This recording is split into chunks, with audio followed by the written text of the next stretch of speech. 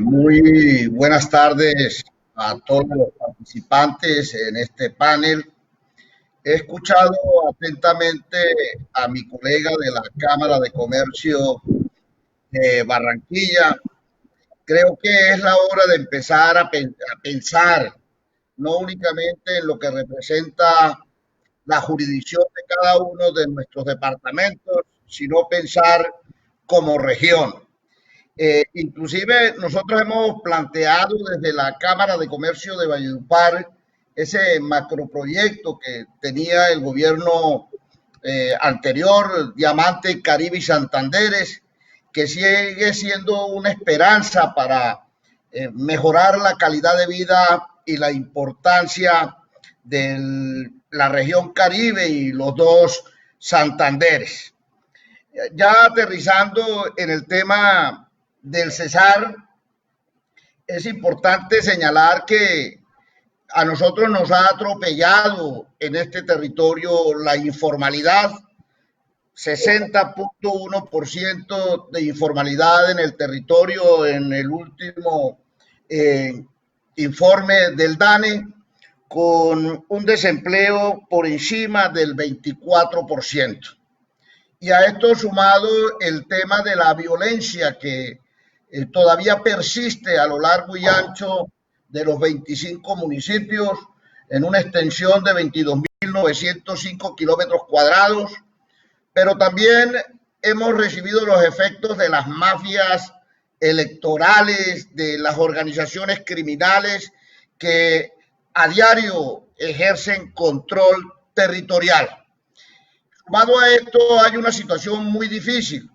Hoy Prodeco, que es una multinacional que explota las minas de carbón en el departamento, le ha pedido al gobierno nacional, a través de la Agencia Nacional Minera, la suspensión del contrato de concesión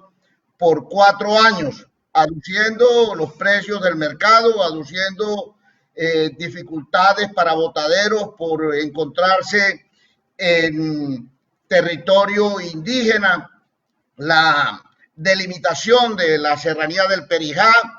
igualmente el tema de la pandemia.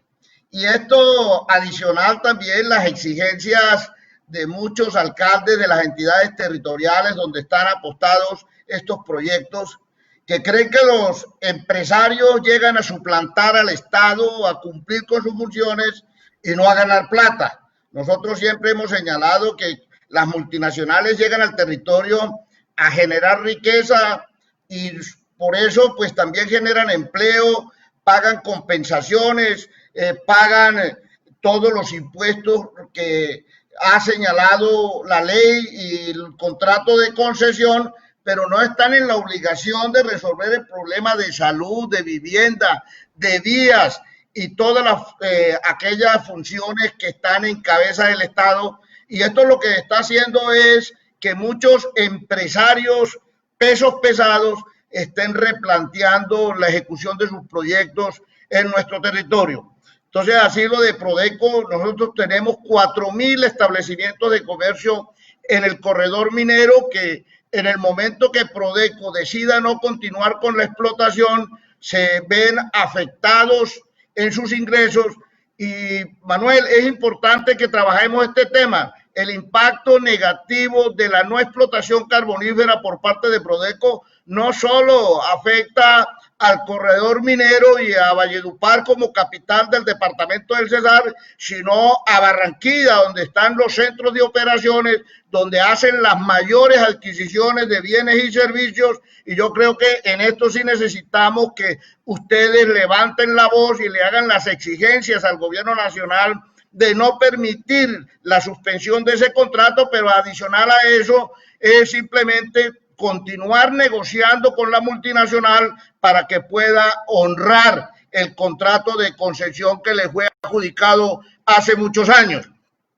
Igualmente, hay una situación en el Cerrejón que corresponde al departamento de La Guajira, donde afecta esta huelga a todos los intereses económicos del norte del departamento del Cesar, del Magdalena, de La Guajira y del Atlántico. Aquí tenemos, Manuel, que hacer causa común para que el gobierno nacional, ejerciendo su autoridad a través del Ministerio del Trabajo, a través del Ministerio de Minas y Energía, a través de la Agencia Nacional Minera, con los sindicatos y las demás fuerzas gremiales de estos departamentos, busquemos una salida para evitar avanzar en la destrucción del aparato productivo y de la economía regional. Igual que en Barranquilla, el 97% de los establecimientos abiertos al público en la jurisdicción de la Cámara de Comercio son microempresas que te generan entre 2 y 10 empleos. El gobierno nacional, y hay que reconocerlo, ha sido generoso al plantear unas garantías a través del Fondo Nacional de Garantías hasta del 90%, pero el sector financiero no le está copiando a las instrucciones impartidas por el gobierno nacional. Los pequeños empresarios no tienen acceso al crédito, ni siquiera sus solicitudes son llevadas a los comités. Nosotros le hemos planteado al gobierno nacional que a través de Banconde se baje al primer piso, lo mismo que Findeter, y con el Banco Agrario podamos esparcir esos recursos para las microempresas. Yo comparto plenamente el criterio de Manuel en el sentido de que no podemos esperar que nuestras empresas se quiebren para después salir a rescatarlas. Ahora es que hay que hacer el ejercicio, no hay reactivación sin dinero. Si no está un sector financiero dispuesto a luchar del lado del gobierno y de los empresarios por la reactivación económica, por la competitividad de la región, vamos a entrar en un caos total donde los gananciosos de esta situación de quiebra van a ser las organizaciones criminales que tienen sus empresas, tanto en La Guajira como en el Cesar, como en el Magdalena, como en el Atlántico, que a través del microcrédito, a través del gota a gota, del crédito extrabancario, vienen prácticamente exprimiendo el trabajo y la rentabilidad de muchos negocios. Aquí hay que convencer al sector financiero que tiene que asumir el reto y el compromiso de ayudar a la reactivación y le podamos quitar esa tajada de créditos a las organizaciones criminales que son recursos producto del narcotráfico, del contrabando y de actividades ilícitas. Indiscutiblemente el departamento del Cesar ha sido un escenario abonado para las actividades criminales. Aquí hemos tenido las 7 plagas de Egipto sin sumar la pandemia. Aquí subimos el tema del narcotráfico, del paramilitarismo, de la guerrilla, del contrabando de gasolina, de bandas emergentes, de corrupción en los municipios del eje minero y ahora el coronavirus. Así que aquí no podemos en el Cesar señalar que la crisis económica, el desempleo galopante que hoy tenemos es producto exclusivo del COVID-19. Aquí venimos con una reseña histórica de ilegalidad desde el Magdalena Grande, desde que pertenecíamos a esa gran región. La separación o la segregación del Cesar era algo que generaba mucha esperanza. Decía López que el departamento del Cesar era el departamento piloto de Colombia y lo llegó a comparar con el Japón de Sudamérica, pero nosotros nos quedamos en deuda con esa propuesta de López porque muchos de los dirigentes regionales y locales hicieron la apuesta por unirse a las organizaciones criminales para robarse los municipios y para atentar contra el tejido empresarial. Ahora aquí queda una tarea muy importante, sobre todo en la explotación minera, que representa en el Producto Interno Bruto del departamento del Cesar el 44.6%. Si se van las mineras del Cesar y de La Guajira, ¿cuál es la apuesta productiva a la cual debemos mutar para recuperar esos puestos de trabajo que va a dejar de utilizar el sector minero? Hoy no lo sabemos. Se habla del sector agropecuario, que fue el sector más dinámico de la economía en el departamento del Cesar y que en una forma irresponsable abandonamos cuando llegó el boom del carbón y cuando recibimos los efectos de la apertura económica, donde no fuimos capaces de implementar unas políticas de modernización del aparato productivo, pero igual seguir con un hato ganadero, tercero o cuarta cuenca lechera del país, con más de 1.500.000 cabezas de ganado, cuando cada cabeza hembra te está produciendo 2.5, 3 litros de leche, con problemas fitosanitarios, donde el litro de leche no te lo pagan ni siquiera 1.000 pesos, pues esa no es una salida inmediata al problema.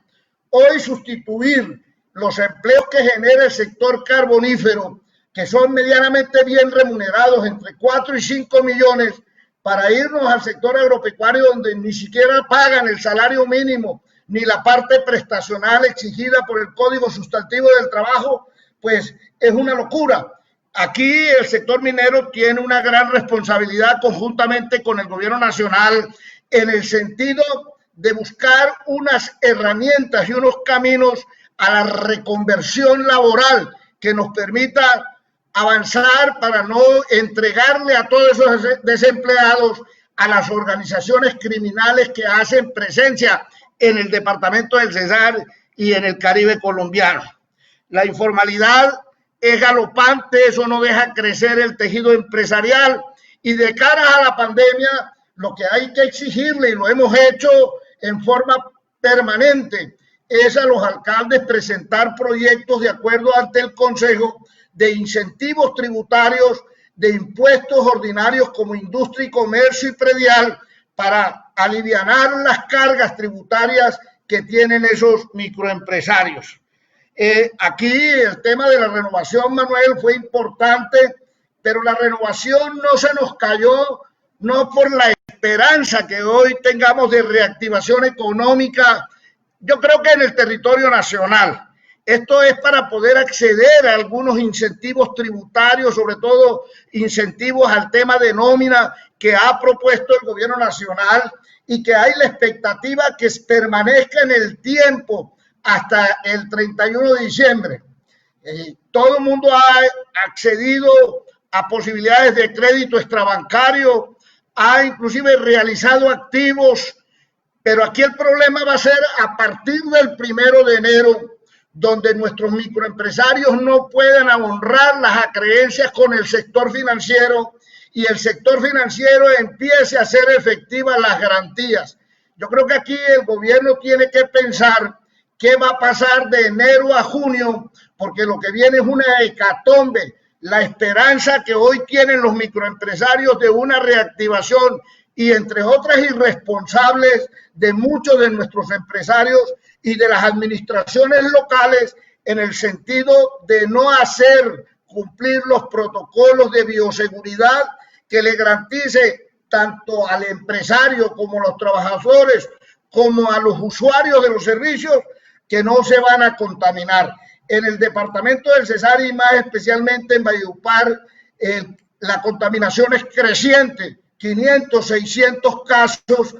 diarios, inclusive con toque de queda y ley seca de 5 de la tarde a 4 de la mañana. Son medidas que no van a resolver el problema. Al 25 de septiembre aspiramos tener el pico máximo de contagios, donde no sabemos si tenemos la capacidad hospitalaria y de UCI para enfrentar este tema. Hoy el problema es la gente aguantando hambre en la calle, el tema del rebusque, de la informalidad, y eso sumado al tema de desplazados, de migrantes venezolanos, que no ha querido asumir el ministerio correspondiente ni de unas políticas públicas para el tema de la migración, pues es un peso muy fuerte sobre las entidades territoriales y eso ayuda a incrementar,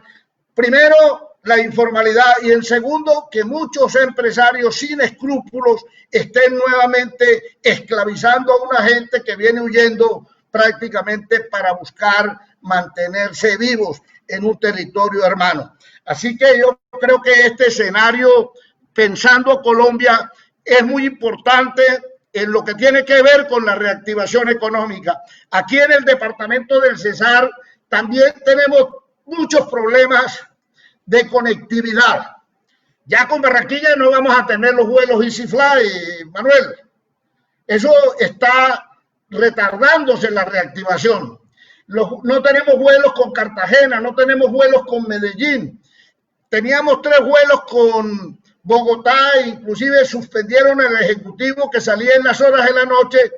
y regresaba y pernoctaba en Valledupar. Así que aquí estamos presos. Primero, unas vías en mal estado. Segundo, la inseguridad en el territorio. Y tercero, la falta de conectividad aérea con el resto del país. Aquí hay que celebrar que el gobierno nacional haya hecho unos ejercicios antes de la pandemia de reactivar la construcción del tramo 3 de la Ruta del Sol entre San Roque y Ye de Ciénega y la transversal Carmen de Bolívar, Bosconia, Valledupar. Inclusive ahí se estaban debiendo más de 500.000 millones de pesos a microempresarios que habían puesto sus bienes y servicios a favor de Yuma.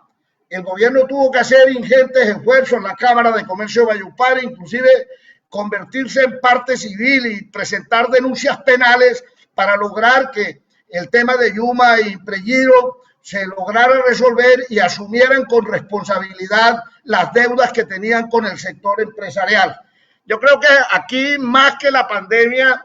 venimos arrastrando unos déficits en el tema de empleo, en el tema de seguridad, en el tema de movilidad y la falta de tecnificación del aparato productivo que se pueda convertir en el futuro como el sector que vaya a recibir la carga laboral de los que deja el sector minero. El sector minero hoy en la mina de Prodeco tenemos 6.000 empleos que pueden convertirse en 24.000 por la dispersión que hace alrededor del sector empresarial, el sector de servicios y actividades que se prestan a todo este emporio y enclave minero. Pero igualmente preocupante que sectores como la confección, sectores como la construcción, de transporte, se va a ver afectado en el momento que Prodeco tome la decisión de no seguir operando la mina, y lo más grave es con el paro en el Cerrejón, que puede también generar algunas decisiones contrarias a las que hoy han tomado las demás empresas mineras en el territorio.